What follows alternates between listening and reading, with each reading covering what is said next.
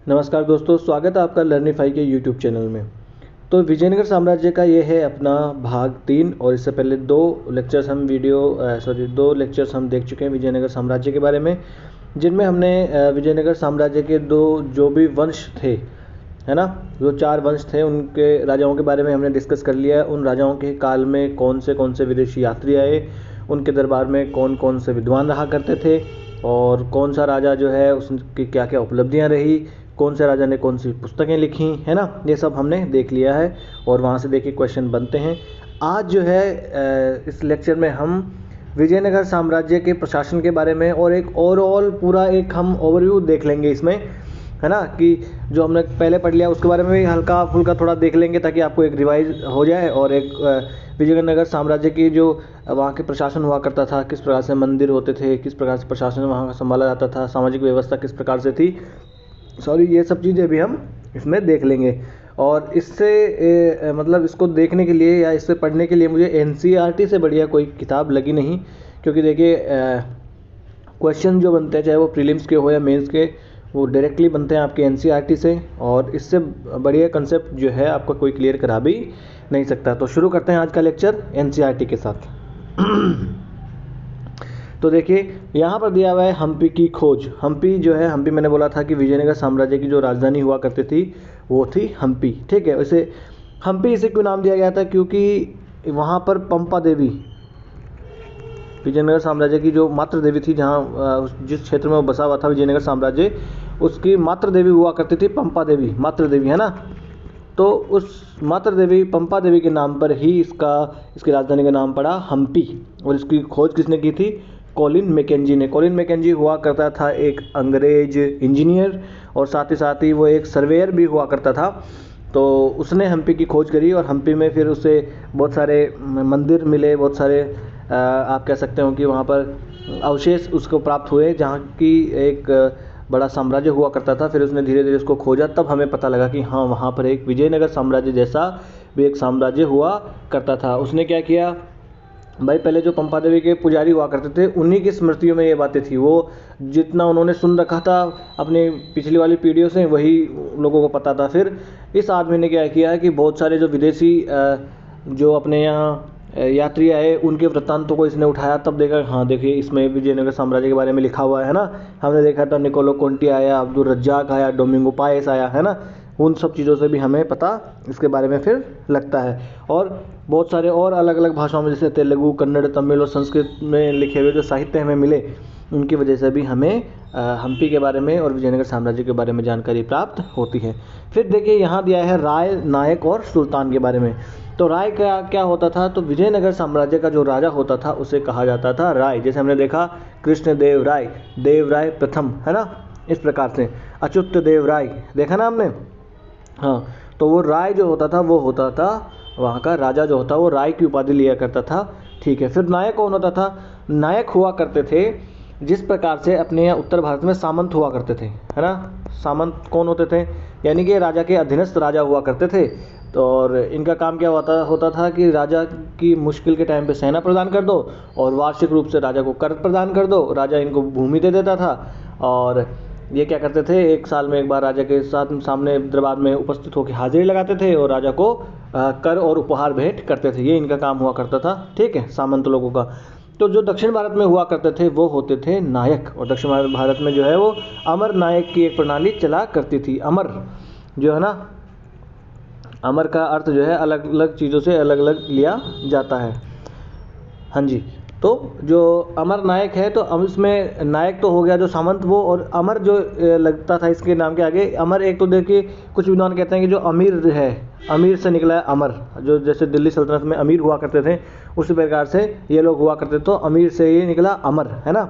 हाँ, है ना। कुछ प्रकार से कुछ ये भी कहते थे कि भाई ये युद्ध में वीरतापूर्वक लड़ते थे, इसकी वजह से भी इन्हें अमर कहा जाता था। तो इस वजह से जो है उनको नायक कहा जाता था। और ये रहा सुल्तान की बात। तो जैसे विजयनगर साम्राज्य में तो नहीं, पर बहमनी साम्राज्य जो इनका पड़ोसी राज्य था वहाँ पर सुल्तान की उपाधि धारण करता था, वहाँ का शासक होता था, है ना। जैसे आदिल शाह वगैरह जो होते थे वहाँ के, जैसे बीजापुर का सुल्तान था आदिल शाह, तो उस प्रकार से वो लोग सुल्तान की उपाधि धारण करते थे, है ना। तो ये लोग फिर क्या करने लगे, उस सुल्तान को ये हिंदू सुल्तान कहने लगे, मैं एक बार आपको स्क्रीन क्लियर करके समझा दूं। देखिए एक एक चीज़ इंपॉर्टेंट है, यहाँ से क्वेश्चन बनते हैं प्रीलिम्स और मेंस दोनों में। हिंदू सुल्तान, हिंदू सुल्तान, तो जो ये सुल्तान है ना, ये सुल्तान का ही संस्कृत शब्द है। मतलब क्या मतलब हो गया इसका, मतलब हिंदू सुल्तान हो गया ना फिर, क्योंकि सुल्तान का ही संस्कृत शब्द है सुल्तान, है ना। हाँ, तो वो हिंदू सुल्तान की उपाधि भी धारण किया करते थे।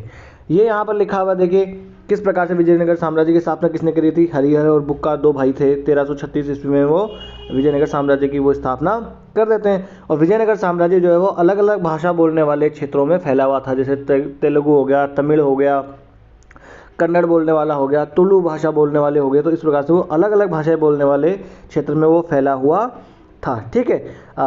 उसके वजह से क्या हुआ कि जैसे उनके और उसके आसपास के पड़ोसी लोग कौन हुए, जैसे गजपति शासक उड़ीसा के हमने देखा। फिर दक्कन के सुल्तान कौन, जो बहमनी साम्राज्य था उसके सुल्तान इसमें हुआ, उसके पड़ोसी सुल्तान हुआ करते थे। साथ ही साथ ये उर्वर नदी घाटियों में और विदेशी व्यापार से ये संपन्न हुआ करता था। उर्वर नदी घाटी कौन सी होगी, देखिए कृष्णा नदी की सहायक नदी तुंगभद्रा नदी के किनारे पर तो ये बसा हुआ ही था।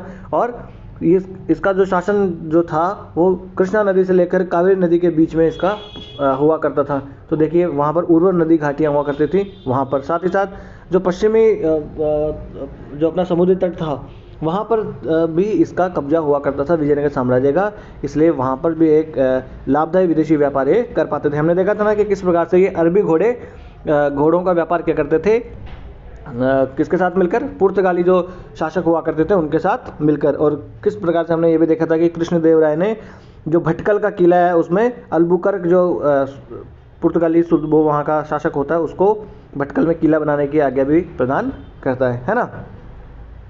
फिर विजयनगर के जो शासक थे उन्होंने बहुत प्रकार के भवन निर्माण भी हमारे यहाँ करवाए, अपने हमारे यहाँ अपने क्षेत्र में, ठीक है। और इन जिस क्षेत्र में ये पहले हुआ करते थे, जो विजयनगर क्षेत्र जिस क्षेत्र में होता था वहाँ पर उससे पहले चोल हो गया, कर्नाटक के होयसल राज्य हो गए, इस प्रकार के राज्य वहाँ पर ऑलरेडी हुआ करते थे पहले, है ना। देखिए ये जो विजयनगर साम्राज्य जो है इसे वहाँ के जो लोग हुआ करते थे वो लोग इसे क्या कहते थे, कर्नाटक साम्राज्यमु, इसे कर्नाटक साम्राज्यमु इसे कहा करते थे। विजयनगर तो बाद में इसका नाम पड़ जाता है ना, विजय का नगर विजयनगर, ठीक है। तो ये कर्नाटक साम्राज्यमु ये भी आपको याद रख लेना है। और वहाँ पर पहले कौन कौन से शासक जो है वो शासन कर चुके होते हैं, चोल हो गया, फिर कर्नाटक में होयसल वंश हो गया, वो भी चले आगे। हाँ जी, तो ये हमने देख लिया कि वहाँ पर इस प्रकार से हुआ करते थे। फिर विशाल मंदिर जैसे तंजावुर का बृहदेश्वर मंदिर और बेलूर का चन्नकेश्वर मंदिर जो है वो पहले वहाँ पर बन चुका था। जो चन्नकेश मंदिर है ना, ये देखिए याद रखना आपको, चन्नकेश मंदिर जो है बेलूर का, ये किसने बनवाया था, तो ये होयसल शासकों ने बनवाया था, ये पूछा जा सकता है एग्जाम में, ठीक है। और तंजावुर का बृहदेश्वर मंदिर हमने देखा था ना, किसने बनवाया था, राजराज चोला ने बनाया था ना। हाँ, तो ये बनाया था राजराज चोला ने तंजावुर का बृहदेश्वर मंदिर। तो इस काल में वहाँ पर वो ऑलरेडी मंदिर थे, उनको भी संरक्षण दिया विजयनगर के जो शासक हुआ करते थे उन लोगों ने, ठीक है। और विजयनगर के जो शासक जो थे अपने आप को क्या कहते थे, राय कहते थे, ये तो मैंने आपको पहले ही बता दिया। अब हम देख लेते हैं कि ये देखिए यहाँ पर लिखा हुआ है थोड़ा सा, हाथी, घोड़े और लोग। तो जो उड़ीसा के शासक हुआ करते थे वो क्या उपाधि धारण किया करते थे, गजपति की। गजपति मतलब हाथियों का स्वामी होना, ठीक है। साथ ही साथ कुछ ऐसे भी थे शासक जो अश्वपति की उपाधि धारण किया करते थे। कौन, जो दक्कन के सुल्तान होते थे वो अश्वपति की उपाधि धारण किया करते थे, मतलब घोड़ों के स्वामी, है ना। और विजयनगर के साम्राज्य के जो शासक थे उन्होंने सबसे बढ़कर नरपति की उपाधि धारण करी। नर मतलब इंसान, है ना, मनुष्य, तो मनुष्य को स्वामी की उपाधि धारण की उसने, नरपति की, है ना। ये हो गया, ठीक है। मैं एक बार इसको थोड़ा सा जूम कर लूँ ताकि साफ दिख जाए। हाँ जी, तो शासक और व्यापारी लोगों के बारे में हम देख लेते हैं। इस काल में क्या था कि जो युद्ध कला होती थी वो किस चीज़ से प्रभावी मानी जाती थी, अश्वसेना से। जिसके पास प्रभावी अश्वसेना होगी वो राज्य जो है अधिक मजबूत और अधिक शक्तिशाली होगा। इसलिए ये लोग क्या करते थे कि अच्छी क्वालिटी के, अच्छे गुणों वाले घोड़े खरीदने पे ये ज़्यादा ध्यान दिया करते थे विजयनगर वाले। और विजयनगर के जो शासक हुआ करते थे इनका तो एकाधिकार हुआ करता था कि जो पश्चिमी तट से अरबी घोड़ों का व्यापार होता था उस पर, है ना, ये पुर्तगालियों के साथ मिलकर ये अरबी घोड़ों का व्यापार किया करते थे, ठीक है। और शुरुआत में ये जो व्यापार था वो कौन करता है, अरबी घोड़ों का व्यापार। ये अरबी घोड़ों का व्यापार शुरू में जो अरबी व्यापारी थे वही किया करते थे। बाद में क्या हुआ, जो स्थानीय समूह थे व्यापारियों के, उन लोगों ने भी इसे व्यापार करना शुरू कर दिया, जिन्हें क्या कहते थे, कुरीदई, चेट्टी, है ना, अथवा घोड़ों के व्यापारी भी उन्हें कहा जाता था। देखिए ये पूछ सकता है कि विजयनगर साम्राज्य में कुरीदई कौन होता था, है ना, कुदिरई कौन होता था, है ना, या चेट्टी कौन होता था। तो चेट्टी या कुरीदई ये होते थे व्यापारी लोग, ठीक है। फिर ये लोग भी इस व्यापार में भाग लेने लग जाते हैं, ठीक है। फिर 1498 ईस्वी का एक टाइम आता है, उस काल में क्या होता है कि पुर्तगाली लोग भी भारतीय जो उपमहाद्वीप है उसमें प्रवेश कर जाते हैं, और जो पश्चिमी तट होता है भारत का, उस पश्चिमी तट पर वो भी व्यापारिक कार्य में भाग लेने लगते हैं, ठीक है। वो लोग जो है अपने स्थानीय लोगों से ज़्यादा बेहतर होते हैं। क्यों होते हैं? क्योंकि उनके पास क्या हुआ करती थी, बंदूकें, और हमारे वाले लोगों के पास बंदूकें नहीं हुआ करती थी। हमारे जो भारत के राजे रजवाड़े होते थे वो किससे लड़ते थे, तलवारों से, भालों से लड़ा करते थे, तीर कमानों से। उनके पास बंदूकें हुआ करती थी, तो वो एक महत्वपूर्ण शक्ति बनकर उभर आए उस काल में। कब? 1498 के काल में, ठीक है। फिर विजयनगर साम्राज्य जो था वो क्या करता था, मसाले हो गया, वस्त्र हो गया, रत्न हो गया, ये क्या करता था, इस प्रकार के चीज़ों का वो व्यापार क्या करता था, और इन चीज़ों का एक बाजार के रूप में विख्यात था पूरे विश्व में वो, कि यहाँ पर मसाले अच्छे मिलते हैं, वस्त्र अच्छे मिलते हैं, रत्न जो है वो अच्छे मिलते हैं, ठीक है ना।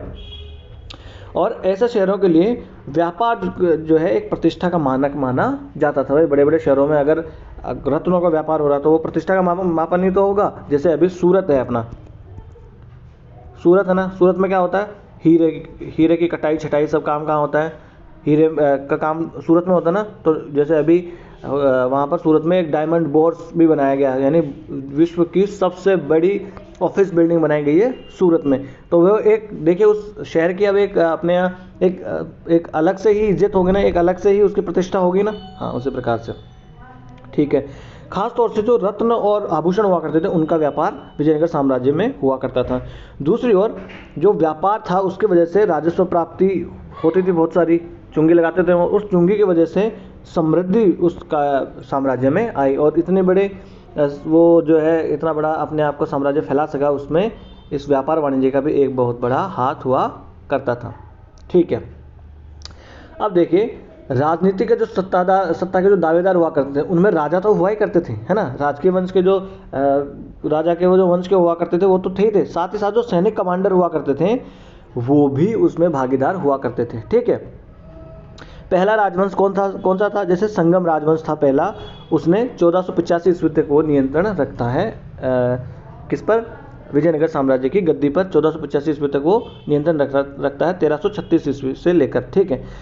फिर उसके बाद में उसको कौन उखाड़ फेंकता हमने देखा था, सालू नरसिंह, है ना, नरसा नायक उसको राजा बना देता है और सालू नरसिंह आ जाता है। तो सालू ने उखाड़ फेंका, जो कि सैनिक कमांडर ही हुआ करते थे। हमने देखा था ना कि वो चंद्रगिरी का कहाँ क्या हुआ करता था, कमांडर हुआ करता था, चंद्रगिरी का गवर्नर हुआ करता था, जो कि 1503 ईस्वी तक सत्ता में रहते हैं। उसके बाद तुलु लोग आ जाते हैं, है ना, हमने देखा कि वीर नरसिंह जो है वो इमाड़ी नरसिंह को मारकर राजा बन जाता है और तुलु वंश की स्थापना कर देता है ना।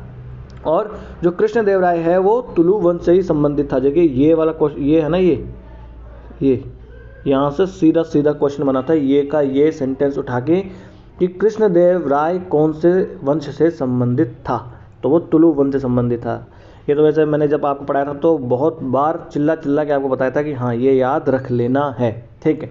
फिर कृष्णदेव राय के काल की जो है वो चारित्रिक विशेषता हमने देख ली थी कि किस प्रकार से वो तुंगभद्रा और कृष्ण नदी के बीच का जो रायचूर दोआब था उसको वो हासिल कर लेता है, उड़ीसा के गजपति शासक हैं उनको हरा देता है, बीजापुर के सुल्तान को वो पराजित कर देता है, ठीक है।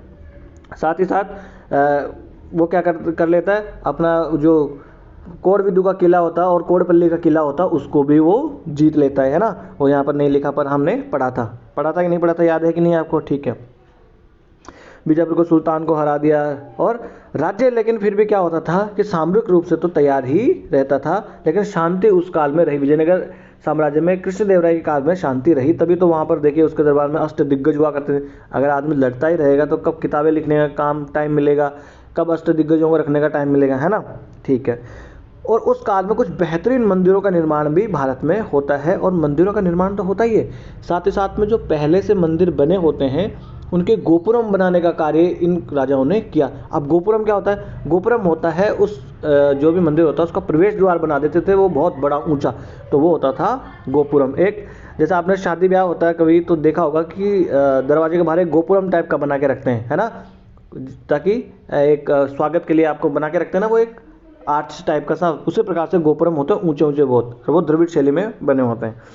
ठीक है, और ये श्रेय किसको जाता है? तो ये कृष्णदेवराय को ही जाता है। ठीक है, उसने अपनी माँ के नाम पर भी एक नगलपुरम नामक उपनगर की स्थापना की थी। अपनी माँ के नाम पर विजयनगर साम्राज्य जो कृष्णदेवराय है उसने अपनी माँ के नाम पर एक नगलपुरम नामक उपनगर की स्थापना भी करवाई थी। ठीक है, और विजयनगर के संदर्भ में जो सबसे विस्तृत हमें विवरण मिलते हैं वो कृष्णदेवराय और उसके बाद वाले राजा हैं उनके ही हमें मिलते हैं। इससे पहले वाले जो इतना ज़्यादा ध्यान नहीं दिया करते थे, परंतु विजयनगर कृष्णदेवराय और उसके बाद के जो राजा आते हैं ना, उन लोगों के काल में जो है विजयनगर साम्राज्य के बारे में हमें ज़्यादा जानकारी प्राप्त होती है। फिर हमने क्या देखा था कि कृष्णदेवराय की मृत्यु हो जाती है 1529 ईस्वी में। कृष्णदेवराय की मृत्यु हो जाती है। हमने देखा था कि वो बंदा 1509 से लेकर 1529 ईस्वी तक आपको क्या करना है, सारे राजाओं का आपको भले काल याद हो ना हो, कब किसने शासन किया, पर ये जो कृष्णदेवराय नाम का राजा है ना, इसकी आप शासनकाल इसका याद कर ही लेना, क्योंकि ये यूपीएससी का फेवरेट है। 1509 से 1529 ईस्वी तक इसका शासनकाल रहता है, ये आपको याद रख लेना पक्का, चाहे रट लो। ठीक है ना। उसके बाद तो हमने देखा कि किस प्रकार से विद्रोही नायक और सेनापति आते जाते हैं, एक दूसरे को चुनौती देते रहते हैं, फिर छोटे छोटे वंश और सत्ता में आते हैं, लास्ट में तिरुमल जो है वो राजा बन जाता है ना, और अराविदु वंश की स्थापना कर देता है। फिर वो भी ऐसे चलता रहता है, वो है। तो देखिए ये है अराविदु वंश की स्थापना लास्ट में हो जाती है। ठीक है, और फिर क्या था, हाँ, विजयनगर शासकों और दक्कन के जो सल्तनत थे उनके शासकों की जो सामरिक महत्वाकांक्षाओं के चलते समीकरण हमेशा बदलते ही रहते थे। हमने देखा था कि किस प्रकार से राम राय क्या करता था, इन लोगों को जो बहमनी साम्राज्य के अवशेष राज्य हुआ करते थे उनको एक दूसरे से वो भड़का देता था और उन दूसरे को लड़ा भिड़ा के और वो अपना साम्राज्य बढ़ाता रहता था। परंतु हमने देखा कि 1565 ईस्वी में वो सब एक साथ मिल जाते हैं और किसके विरुद्ध, विजयनगर के विरुद्ध, और जिसे कहते हैं राक्षसी तांगड़ी या तालीकोटा का युद्ध 1565 ईस्वी, ये वाली डेट भी आपको याद रखनी है। ठीक है, और इस युद्ध में हमने देखा था कि प्रधानमंत्री जो होता है राम राया वो लड़ता हुआ मारा जाता है। ठीक है ना, क्योंकि बीजापुर, अहमदनगर, गोलकुंडा और जो अपना होता है बीदर, इसकी सेनाएं, संयुक्त सेनाएं लड़ती है किससे, विजयनगर से, और ये जीत जाती है। ठीक है, जब ये जीत जाती है तो उसके बाद ये विजयनगर को खूब लूटते हैं, वहाँ पर खूब लूटापाटी करते हैं। ठीक है, और उसके बाद में राजधानी जो है उसको ले जाया जाता है कहाँ, पेनुकोंडा में, और वहाँ पर पेनुकोंडा में ले जाकर अराविदु वंश की स्थापना कर ली जाती है। किसके द्वारा, तिरुमल के द्वारा, है ना, तिरुमल के द्वारा, है ना। हमने देखा था कि सदाशिव राय जो है वो रहता है, परंतु लास्ट में सदाशिव राय को भी टपका कर राजा कौन बन जाता है, तिरुमल, और अराविदु वंश की स्थापना कर देता है। तो मैंने आपको बताया था कि ये वंश जो है इसका आपको वो भी याद रखना है, वंश कौन सा पहले था कौन सा बाद में था, ये आपको पूरा याद रखना है, उसका कालक्रम। ठीक है ना। अब देखिए ये यहाँ पर दिया हुआ है, विजयनगर साम्राज्य का एक शासक हुआ करता था कृष्णदेवराय, उसके बारे में बहुत अच्छी चीज़ दी हुई है ये, और ये आपको याद, मतलब एकदम वैसे के वैसे याद नहीं रखनी है, परंतु ये एग्जाम्पल डालने के लिए एग्जाम में आपके काम आ सकता है जब 250 वर्ड्स में क्वेश्चन पूछ लिया जाए, है ना, मेंस में।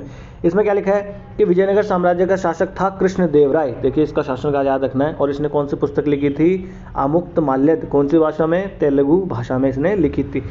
ये बंदा क्या कहता है, एक राजा कैसा होना चाहिए, इसने इस पुस्तक में लिखा है। ये क्या लिखता है, एक राजा को अपने बंदरगाहों को सुधारना चाहिए, वाणिज्य को इस प्रकार प्रोत्साहित करना चाहिए कि घोड़ों, हाथियों, रत्नों, चंदन, मोती और अन्य वस्तुओं का जो खुले तौर पर आयात किया जा सके, और उसे प्रबंधित करना चाहिए, और उन विदेशी नाविकों की भी उसे सहायता करनी चाहिए जो तूफानों, बीमारियों, थकान के कारण उसके देश में उतरते हैं, उनकी भली भांति देखभाल की जानी चाहिए। ठीक है ना। ये किसने कहा, ये कृष्णदेवराय ने कहा कि एक राजा को क्या क्या करना चाहिए।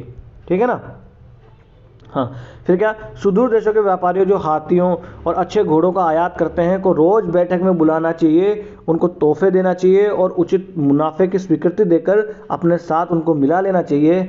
ऐसा करने से ये वस्तुएं कभी भी तुम्हारे दुश्मनों तक नहीं पहुंच पाएगी। ये कृष्णदेव राय देखिए कितनी समझदारी की ये बात करता है, ताकि अगर तुम उन विदेशी व्यापारियों को अपने साथ मिला के रखोगे, उनको इनाम देते रहोगे, उनसे निरंतर आप बातें करते रहोगे, तो वो जो है ऐसी चीज़ें जो आपको मिल रही है वो अपने दुश्मनों तक नहीं पहुंच पाएगी। जैसे वो अरबी घोड़ों का व्यापार पर एकाधिकार कर लेते, इसकी वजह से बहमनी साम्राज्य को वो घोड़े नहीं मिल रहे हैं, तो जब अरबी घोड़े इनके पास है तो ये सेना इनकी मजबूत रहेगी। ठीक है ना। हाँ जी, अब इसको हम वापस कर दें, इसकी सही जगह पर ला दें। तो ये समझ में आ गया। वैसे ये सब तो अपना पढ़ा हुआ भी है। चलें आगे। हाँ जी, आगे चलते हैं। अब आ जाते हैं हम यहाँ पर। देखिए यहाँ मैं आपको जूम कर लूँ एक बार फिर से। ये विजयनगर साम्राज्य का मैप हमने पहले भी देख रखा था और देख लेते हैं। ये बीदर, ये गोलकुंडा, ये बीजापुर है ना, ये विजयनगर साम्राज्य अपना, उसकी राजधानी यहाँ थी। और ये विजयनगर एक शहर भी था और एक पूरा साम्राज्य भी हुआ करता था। तो ये बीदर बरार आपको दिख रहा है ना, बीदर, गोलकुंडा, बीजापुर, ये बीजापुर जो अपना मतलब बहमनी साम्राज्य हुआ करता था ना, उसके ही ये अवशेष राज्य हुआ करते थे। फिर ये देखिए तुंगभद्रा नदी के किनारे ये केरी, ये मैसूर विजयनगर साम्राज्य के अंदर कर आता था। और यहाँ पर आपको दिखेगा मंगलोर, ये भट्टकल का किला। कृष्णदेव राय ने अल्बुकर्क को यहाँ पर किला बनाने की स्वीकृति दी थी। ये चंद्रगिरी का गवर्नर कौन था? सालू नरसिंह, जिसने सालू वंश की स्थापना कर दी थी। ठीक है। ये जिंजी के बारे में हमने पढ़ा। ये मदुरई, देखिए मदुरई के नायक जो हुआ करते थे, उन्होंने मदुरई में मीनाक्षी मंदिर बनवाया था, उसका गोपुरम दुनिया में सबसे ऊंचा है। तो यहाँ तक भी विजयनगर साम्राज्य हुआ करता था। और मदुरई जो है कौन सी नदी के किनारे है? वैगई नदी के किनारे। ये नदियाँ याद रखना आपको जरूरी है। तंजावुर जो है वो कौन सी नदी के किनारे हैं? कावेरी नदी के किनारे हैं, है ना। ठीक है ना। और क्या है? हाँ यही है, इसमें आपने देख लिया। अब हम यहाँ देख लेते हैं, ये आ जाते हैं। जो विजयनगर शहर था अपना, उसके विध्वंस के लिए सुल्तानों की सेनाएं तो उत्तरदायी थी, साथ ही साथ उसके लिए और क्या जिम्मेदार था? रायों के संबंध में धार्मिक भिन्नताएं होने पर भी हमेशा या अपरिहार्य रूप से शत्रुतापूर्ण वो नहीं रहते थे। यानी कि इन दोनों जो साम्राज्य थे, विजयनगर और बहमनी साम्राज्य, इनमें लड़ाइयाँ तो होती रहती थी, परंतु ये हमेशा ही शत्रुतापूर्ण व्यवहार नहीं किया करते थे। कभी कभी क्या हुआ करता था कि ये दो एक दूसरे के मतलब सहयोग भी एक किया करते थे। कभी उत्तराधिकार से संबंधित कोई मामला हो जाता था तो ये लोग उसको निपटा भी दिया करते थे। जैसे कृष्णदेव राय जो था, उसने सल्तनतें हुआ करती थी उनमें दावेदार, कई सत्ता के दावेदारों का वो समर्थन करता है कि भाई इससे सत्ता पर बैठना चाहिए। और कौन सा विरुद्ध धारण करता है? वो विरुद्ध धारण करता है यवन राज्य की स्थापना करने वाला, और एक गौरव महसूस करता है इस बात में, है ना। और इस प्रकार से बीजापुर के जो सुल्तान हुआ करते थे वो भी कृष्णदेव राय की जब मृत्यु हो जाती है तो विजयनगर के उत्तराधिकार के विवाद को सुलझाने के लिए हस्तक्षेप करते हैं, है ना। तो देखिए इस प्रकार से एक दूसरे में ऐसे भी हस्तक्षेप किया करते थे, सिर्फ शत्रुतापूर्ण व्यवहार ही नहीं करते थे। भाई अगर ये उत्तराधिकार में ये हस्तक्षेप करें मतलब शांति स्थापित करने का वहाँ पर प्रयास कर रहे हैं कि नहीं कर रहे हैं। ठीक है। ये दोनों जो रियासतें हुआ करती थी, एक तो विजयनगर हो गया, एक अपना बहमनी साम्राज्य हो गया, ये दोनों चाहते थे कि स्थायित्व वहाँ पर बना रहे। परंतु जो राम राय था उसकी जो जोखिम भरी नीतियाँ हुआ करती थी एक दूसरे को लड़ाने की, और लड़ाने की नीतियों ने बैकफायर कर दिया, और बैकफायर करने की वजह से सारे ये सुल्तान जो है एक जगह हो जाते हैं और विजयनगर साम्राज्य को हरा देते हैं, है ना। तो आपको भी देखिए अपने जीवन में किसी को लड़ाना भिड़ाना नहीं है। वो आपकी बात एक दिन सुन लेगा, 2 दिन सुन लेगा, कभी ना कभी सच्चाई सामने आएगी और फिर आपका भी वही हाल होगा जो राक्षसी तांगड़ी के युद्ध के बाद में किसका हुआ था? विजयनगर साम्राज्य का हुआ था। 1 मिनट में पानी पी लूँ। अब देखिए राय और नायक के बारे में आपको मैंने पहले बता दिया, है ना। ये राय और नायक कौन हुआ करते थे? साम्राज्य में शक्ति का प्रयोग करने वाले में सेना जो है, सेना के प्रमुख होते थे वो मुख्य हुआ करते थे, साथ ही साथ जो किलों पर नियंत्रण रखते थे और जिनके पास सशस्त्र समर्थक हुआ करते थे, ये करते थे शक्ति का प्रयोग। और आमतौर पर एक स्थान से दूसरे स्थान पर ये भ्रमणशील भी रहते थे और ये कई बार तो ये बसने के लिए उपजाऊ भूमि की तलाश में इधर से उधर भटकते रहते थे। साथ ही साथ इनका किसान जो हुआ करते थे वो भी इनकी सहायता किया करते थे और ये जो प्रमुख हुआ करते थे इनको कहते थे नायक। मैंने बताया आपको कि ये जो उत्तर भारत में सामंत हुआ करते थे उसी प्रकार से ये हुआ करते थे। ये आमतौर पर या तो तेलुगु या तो कन्नड़ भाषा बोला करते थे और जो कई नायक थे उन्होंने विजयनगर साम्राज्य की प्रभुता के आगे समर्पण किया, परंतु ये अक्सर विद्रोह भी करते रहते थे। जब जब इनको लगता था कि केंद्र में राजा जो है वो कमज़ोर है, ये विद्रोह भी कर दिया करते थे और इनको वश में सिर्फ लठ के दम पे ही इन्हें वश में किया जा सकता था। ठीक है, लठ का मतलब सेना के दम पे इनको वश में किया जा सकता, सैनिक कार्रवाई के दम से ही। जो अमर नायक प्रणाली थी विजयनगर साम्राज्य की, एक प्रमुख राजनीतिक एक खोज हुआ करती थी और ये किससे मिलती जुलती थी? तो दिल्ली सल्तनत में हमने इक्ता प्रणाली देखी थी। अच्छा चलो बताओ, इक्ता प्रणाली किसने शुरू की थी? इक्ता, देखिए जब मैंने आपको पढ़ाया था तब भी याद करने का तरीका बताया था। क्या तरीका था वो? इक्ता से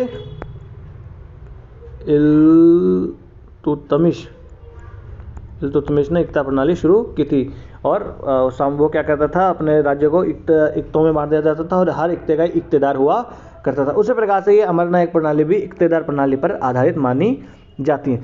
जो ये अमरनायक हुआ करते थे ये सैनिक कमांडर हुआ करते थे जिन्हें राय जो होता था उसके द्वारा प्रशासन के लिए राज्य क्षेत्र दे दिए जाते थे। भाई तू जा और यहाँ का ये भूमि तुझे मैं दे रहा हूँ, यहाँ तू जा, यहाँ मैं तुझे भूमि दे रहा हूँ, तू यहाँ का शासन वासन संभाल, ये तू सेना रख और फिर तू वहाँ का कर वसूल कर ले और अपनी सेना के इस्तेमाल के लिए, अपने इस्तेमाल के लिए, काम के लिए पैसे रख ले और बाकी के मुझे तू दे दिया करियो, ठीक है ना। और जब भी मुझे सेना की जरूरत पड़े मैं तुझे फ़ोन कर दूंगा, तू सेना लेके आ जाइयो। ये काम किया करते थे ये अमरनायक हुआ जो करते थे वो, ठीक है। वे राजस्व कुछ भाग तो साथ में रख लेते थे और घोड़ों और हाथियों के निर्धारित दल वो रखा करते थे। भाई तुझे इतने घोड़े रखने हैं, इतने हाथी रखने हैं, ठीक है। और ये दल विजयनगर शासकों को एक प्रभावी सैनिक शक्ति प्रदान किया करते थे जो पूरे दक्षिण प्रायद्वीप को अपने नियंत्रण में रखने में उनको सहयोग किया करता था, है ना। ये हमने देख लिया है। साथ ही साथ ये जो मंदिर हुआ करते थे और जो सिंचाई के साधन हुआ करते थे उनका भी रखा करते थे। कौन? ये अब ये नायक जो हुआ करते थे।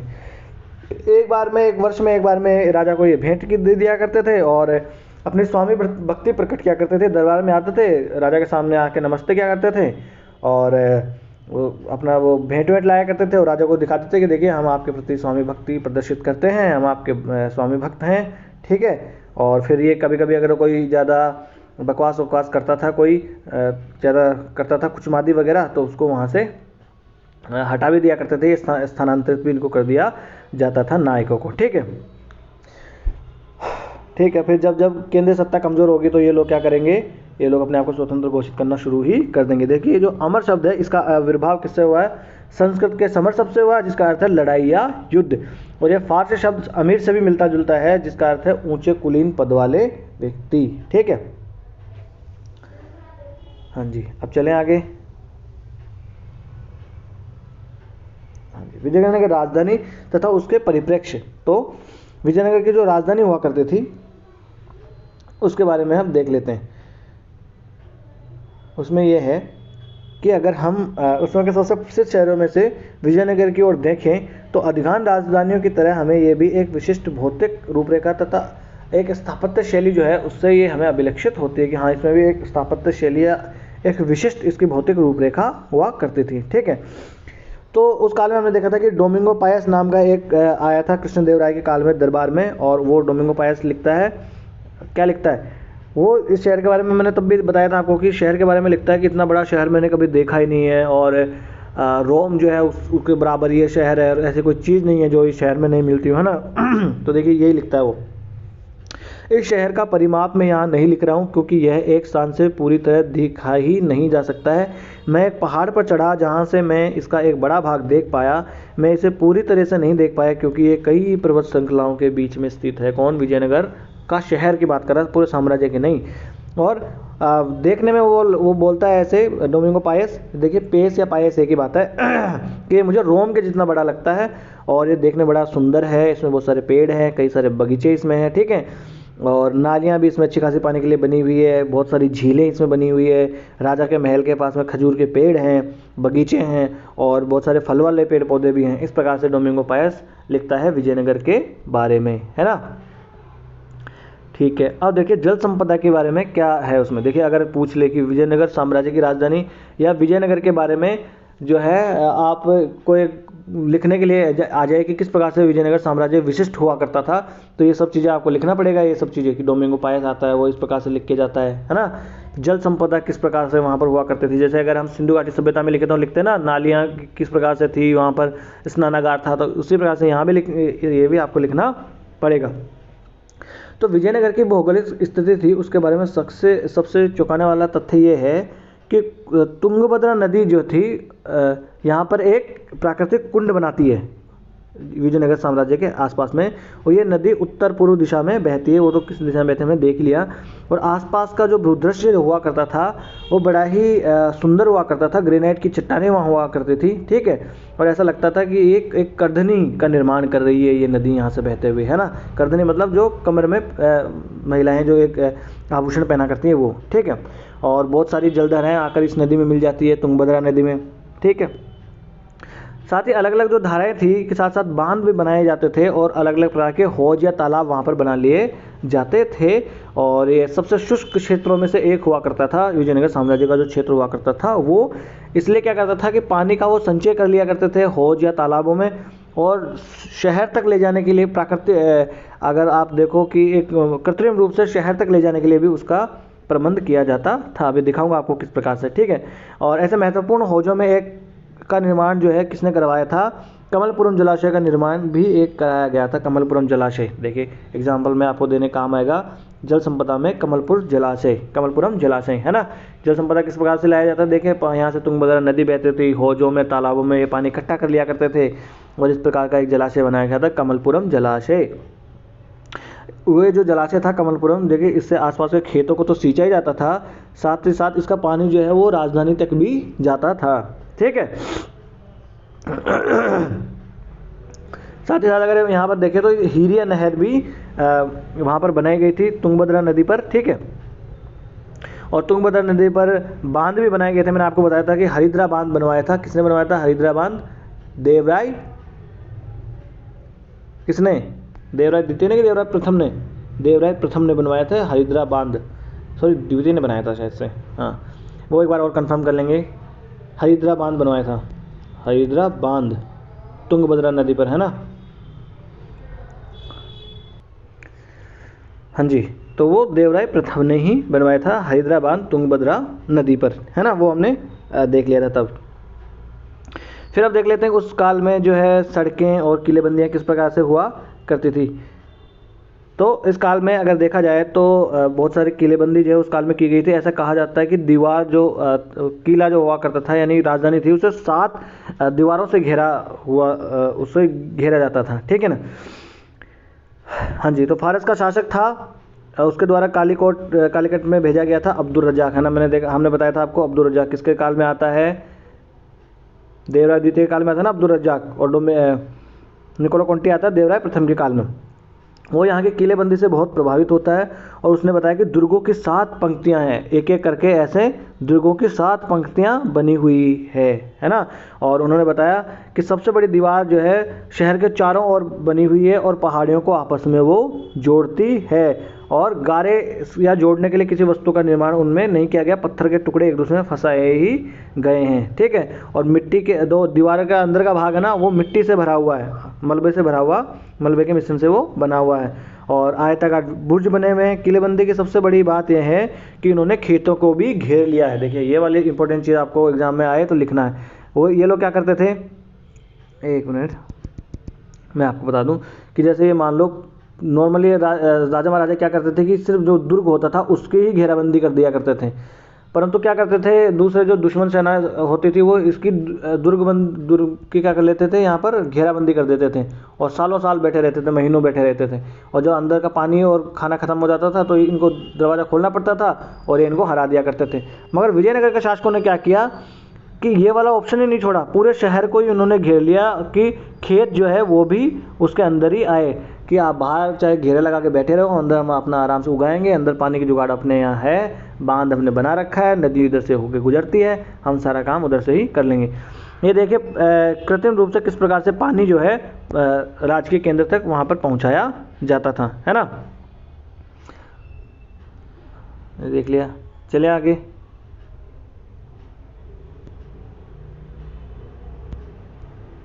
ठीक है जी।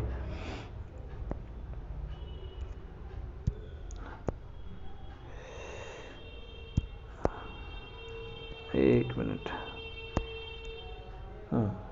तो और तीसरी दीवार के बीच में जुटे हुए खेत है, बगीचे तथा आवास है। इस प्रकार से एक एक आपको याद रखने नहीं है, आपको इतना याद रख लो कि 7 दीवारों से घिरा हुआ है। पूरे खेत जो है वो भी वहाँ पर दीवारों से घिरे हुए रहते थे, और उसके अंदर ही धार्मिक केंद्र और नगरीय केंद्र भी इसके अंदर ही हुआ करते थे। और नदी में वो जो जल जो है कहाँ से लाया जाता था, तुंगभद्रा नदी से जल लाया जाता था। ठीक है, अब देखिए क्यों वो अंदर ही रखते थे, मैंने वो आपको भी बता दिया कि खेतों को वो किस प्रकार क्यों घेर के रखा करते थे। ठीक है, ये हमने देख लिया, ये यहाँ हो गया। और बहुत सारे जो तुर्की सुल्तान द्वारा स्थापत्य के चरित्र वहाँ पर पाए गए हैं।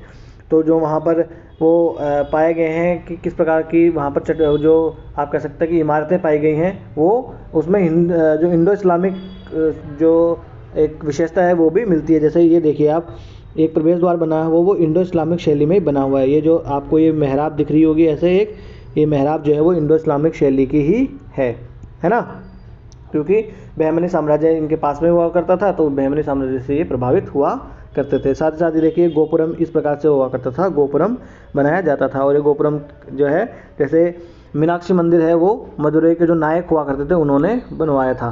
और कौन सी नदी के किनारे, वैगई नदी के किनारे वो हुआ करता था, है ना।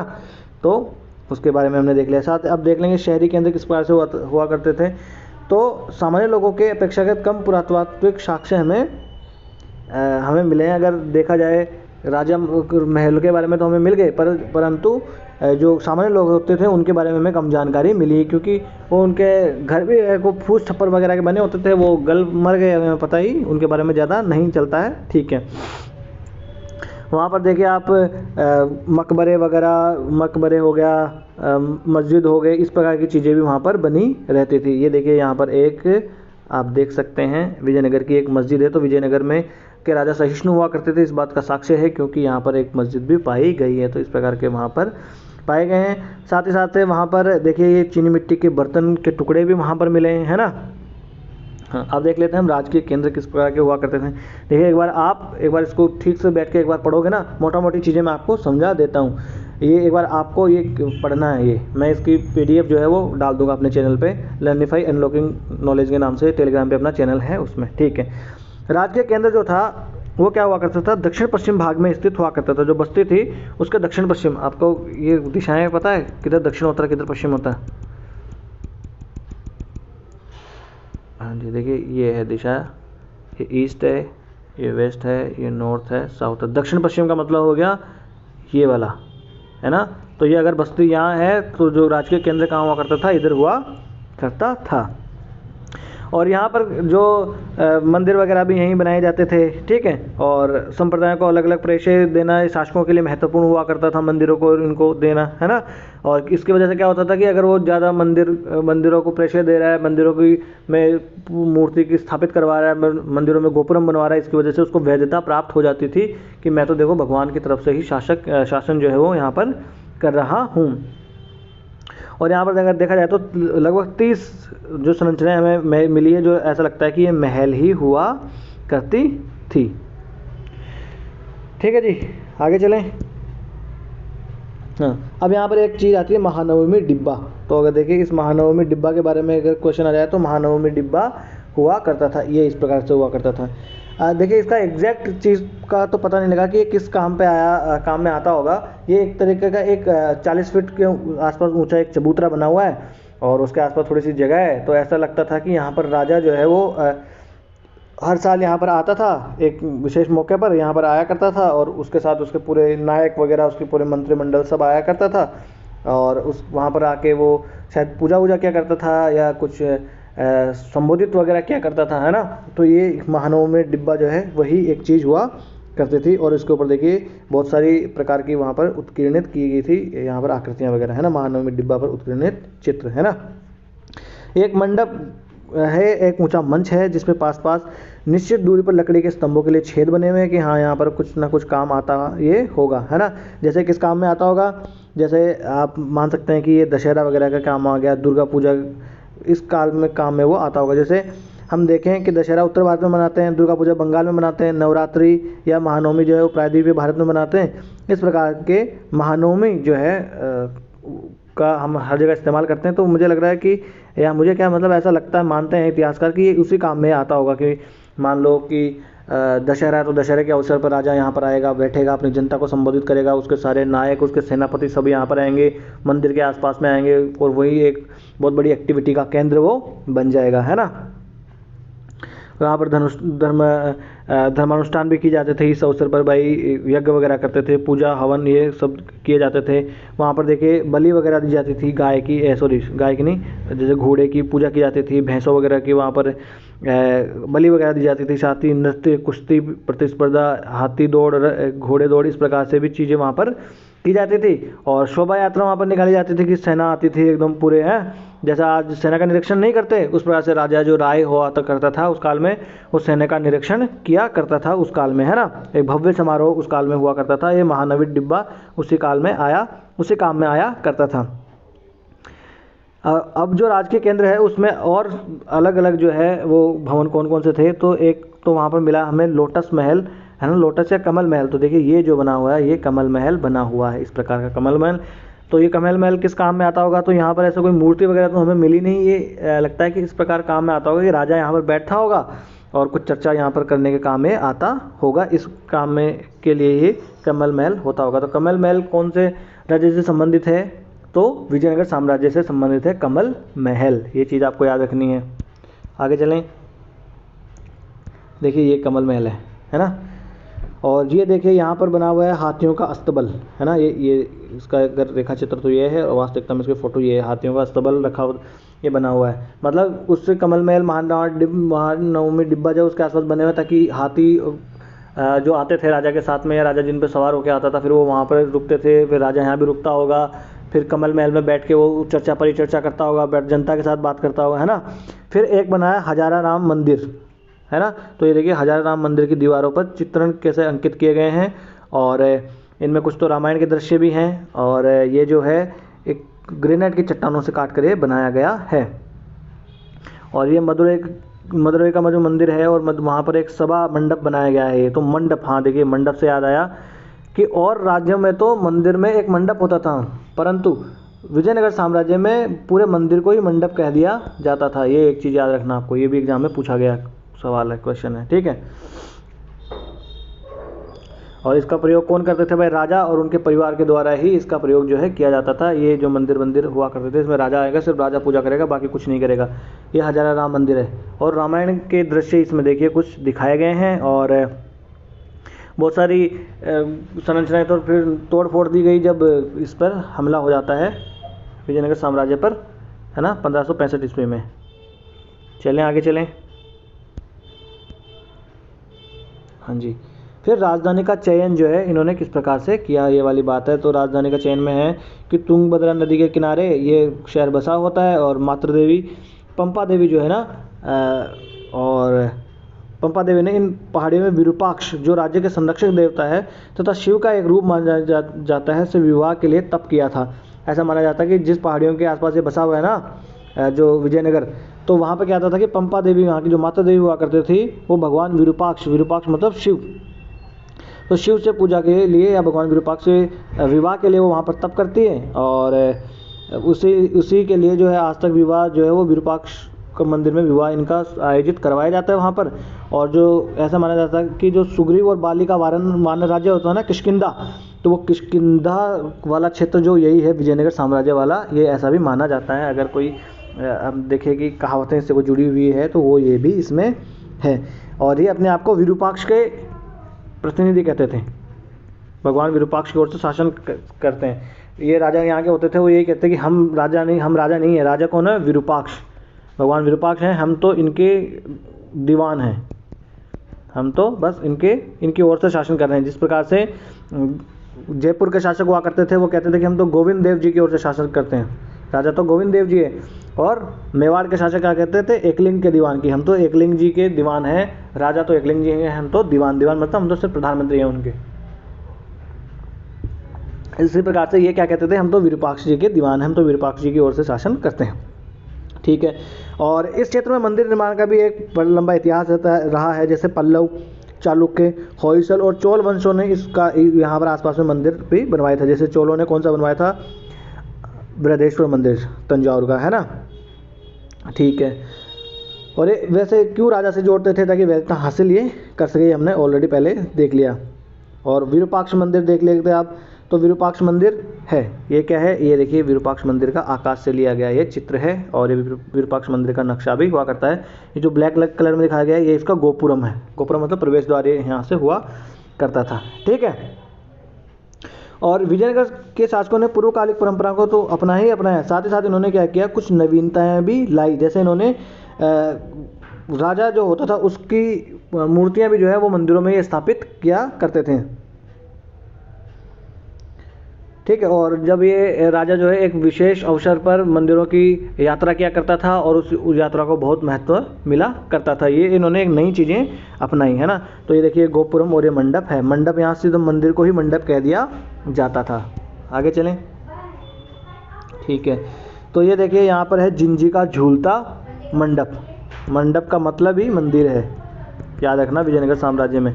तो ये झूलता हुआ जिंजी का मंडप, तो ये पूछ लेते झूलता हुआ जिंजी का मंडप कहाँ से संबंधित है, तो झूलता हुआ जिंजी का मंडप संबंधित है विजयनगर साम्राज्य से। और ये विट्ठल मंदिर, विट्ठल मंदिर देखिए आप, ये एक हम्पी चैरियट भी इसे कहते हैं, और ये यूनेस्को की विश्व विरासत सूची में शामिल है। ये विट्ठल मंदिर जो हम्पी का ये मंदिर है वो, है ना।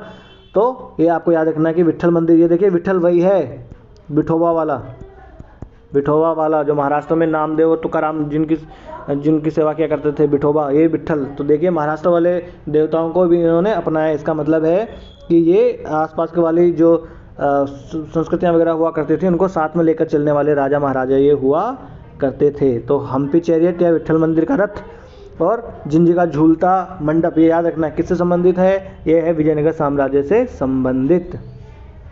आगे चलें, और ये है भैया मदुरई का मंदिर है, मीनाक्षी मंदिर। मेरे को यहाँ पर 2 बार जाने का सौभाग्य प्राप्त हुआ है। बड़ा ही आप कह सकते हो कि महत्वपूर्ण, और बड़ा ही आप देख सकते हैं कि आस्था की दृष्टि तो है ही है। मैं हालांकि इतना आस्था की दृष्टि से नहीं गया था, मेरा देखने का मकसद ये था कि हाँ ये हमारी संस्कृति का पार्ट है, हमारी संस्कृति का पार्ट है, और हमारी एक आप कह सकते हैं कि बड़ी ही महान संस्कृति का एक पार्ट ये हुआ करता है। इसलिए मैं यहाँ पर गया हुआ हूँ वैसे 2 बार, है ना।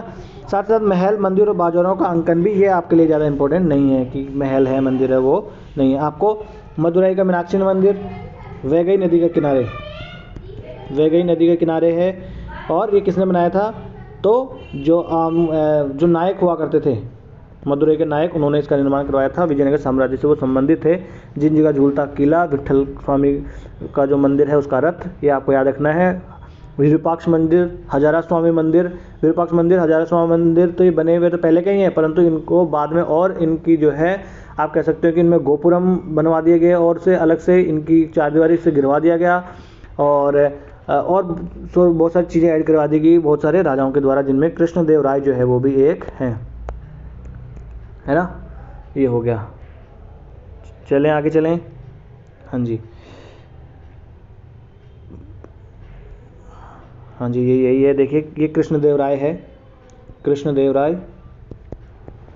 और कृष्णदेव राय जो क्या करता है, ये देखिए मंदिर में इसकी मूर्ति रखी हुई है। तो ये राजा जो है अपनी मूर्तियां भी मंदिर में रखने लगे थे, तो अपने आप को भगवान से ये कंपेयर करने लगे थे। इसकी वजह से इनकी प्रतिष्ठा तो बढ़ी बड़ी, साथ ही साथ में ये एक वार्षिक आप कह सकते हैं कि यात्रा किया करते थे मंदिरों की। इसकी वजह से भी इनकी प्रतिष्ठा बढ़ती थी, और वहाँ मंदिरों के आसपास की और आर्थिक गतिविधियाँ बढ़ती थी, जिससे इनके राज्य को आय हुआ करती थी। तो जो डोमिंगो पायस है, डोमिंगो पायस जो है विजयनगर साम्राज्य के राजा कृष्णदेव राय के बारे में क्या लिखता है कि मझला उसका कद है, गोरा उसका रंग है, अच्छी काठी है, कुछ मोटा है, और राजा के चेहरे पे चेचक के दाग हैं। ये देखिए इस प्रकार से वो लिखता है कृष्णदेव के बारे में, कौन, डोमिंगो पायस। तो ये हमने देख लिया विजयनगर साम्राज्य। देखिए ऑलमोस्ट सारी इंपॉर्टेंट चीज़ें, ऑलमोस्ट क्या पूरी हमने देख ली है। साथ में जब हम आर्ट एंड कल्चर पढ़ेंगे ना, तो ये विट्ठल स्वामी मंदिर हो गया, विरूपाक्ष मंदिर, हजारा स्वामी मंदिर, इनके बारे में थोड़ा अलग से और देख लेंगे। और जो मदुरई का मीनाक्षी मंदिर हो गया, उसके बारे में थोड़ा सा देख लेंगे अलग से, परंतु आपको ये सब चीज़ें याद रख लेनी है। तो हम देख लें कि हमने क्या क्या देख लिया। तो हमने देख लिया 4 इसमें वंश आए, संगम वंश, फिर सालू नरसिंह ने सालू वंश, फिर वीर नरसिंह ने तुलु वंश और तिरुमल ने अराविदु वंश। ये 4 वंश है, इनका कालक्रम आपको याद रख लेना है, ठीक है। फिर सबसे महान राजा कृष्णदेवराय के बारे में आपको याद रख लेना है। कृष्णदेवराय के बारे में आपको याद रख लेना है, ठीक है। डोमिंगो पायस, डोमिंगो पेस या पायस एक ही बात है, एक ही चीज़ लिख दो। ये इसके दरबार में आया था, ये देखिए कि चेचक के दाग हैं, गोरा है, अच्छा काठी है, ये सब इसने बताया था इसके बारे में, ठीक है। अब इसके बारे में आपको याद रख लेना है जिंजी का झूलता मंडप। ये मंडप मतलब मंदिर को ही कह देते हैं मंडप, है ना। विठल स्वामी मंदिर का रथ हो गया, है ना। फिर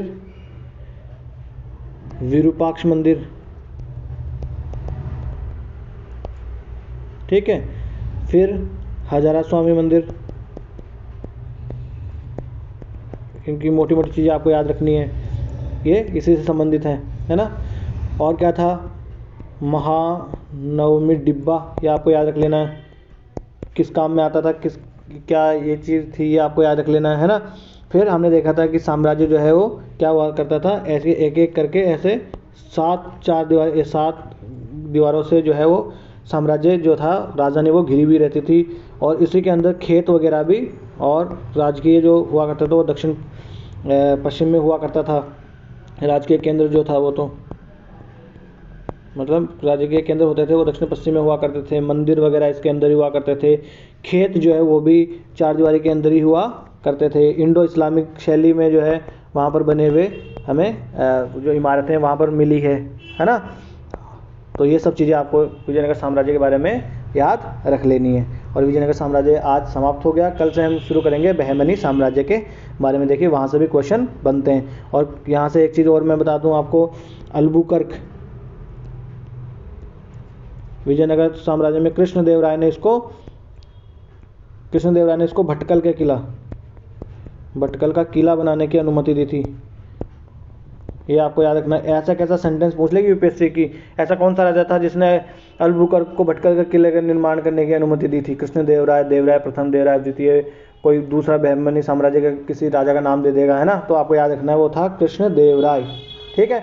तो ये हो गया अपना विजयनगर साम्राज्य समाप्त, और आज का लेक्चर हम करते हैं यही समाप्त। इस लेक्चर की पीडीएफ आपको मिलेगी इस वाले चैनल पे, लर्निफाई अनलॉकिंग नॉलेज के नाम से टेलीग्राम पे अपना चैनल है, यहाँ से आप इसको स्कैन कर सकते हैं। वीडियो अगर आपको अच्छा लगा हो तो लाइक कीजिए और चैनल को सब्सक्राइब कर लीजिए। और कोई सलाह आपको लेनी है, कोई सलाह देनी है तो आप कमेंट्स में हमें लिख सकते हैं अवश्य। और बड़े ही लोकतांत्रिक ढंग से हम अपने छोटे से परिवार को आगे बढ़ाएंगे। नमस्ते, धन्यवाद।